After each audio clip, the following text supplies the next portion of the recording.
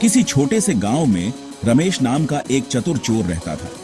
वह बहुत चालाक था और हर बार अपने कारनामों से गांव वालों को चकमा दे देता था। लेकिन रमेश की खासियत थी कि वह चोरी सिर्फ अमीर लोगों से करता था और गरीबों की मदद करता था। एक दिन गांव के अमीर व्यापारी मोहनलाल ने अपनी हवेली में कीमती हीरों का एक बड़ा बक्सा रखा। पूरे गांव में खबर फैल गई कि मोहनलाल ने अपना बक्सा तिजोरी में बंद कर दिया है और उसके लिए 24 घंटे के पहरेदार भी रखे हैं। रमेश को यह खबर मिली और उसने तय कर लिया कि वह इस बार कुछ अनोखा करेगा। रमेश ने अपने दोस्त गोपाल को बुलाया और कहा, हम इस बार चोरी नहीं करेंगे, बल्कि ऐसा खेल खेलेंगे कि मोहनलाल खुद हमें अपने हीरे दे देगा। गोपाल हैरान हो गया, ये कैसे मुमकिन है? रमेश ने मुस्कुराते हुए कहा, बस देखते जाओ। रमेश ने गांव में खबर फैला दी कि मोहनलाल के हीरों का बक्सा श्रापित है। जो भी उसे छुएगा वह 7 दिनों में बर्बाद हो जाएगा।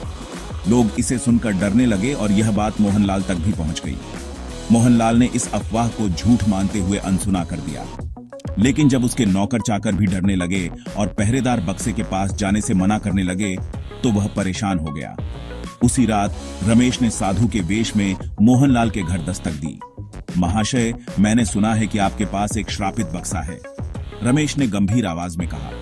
मोहनलाल ने घबराते हुए पूछा, साधु महाराज, इस श्राप से बचने का कोई उपाय है? रमेश ने गहरी सांस लेते हुए कहा, इस बक्से को तुरंत गंगा में प्रवाहित कर दो, नहीं तो यह तुम्हारे पूरे परिवार को बर्बाद कर देगा। लेकिन मैं तुम्हारी मदद कर सकता हूं। मुझे यह बक्सा दे दो, मैं इसे जंगल में ले जाकर श्राप खत्म कर दूंगा। मोहनलाल डर के मारे तुरंत मान गया और रमेश को बक्सा सौंप दिया। रमेश ने जंगल में जाकर बक्से को खोला और हीरे लेकर गोपाल के साथ गांव के गरीबों में बांट दिए। जब मोहनलाल को यह बात समझ आई, तब तक रमेश और गोपाल का कोई पता नहीं था। गांव वालों ने रमेश को मसीहा मान लिया और उसकी चतुराई की कहानियां दूर दूर तक फैल गईं।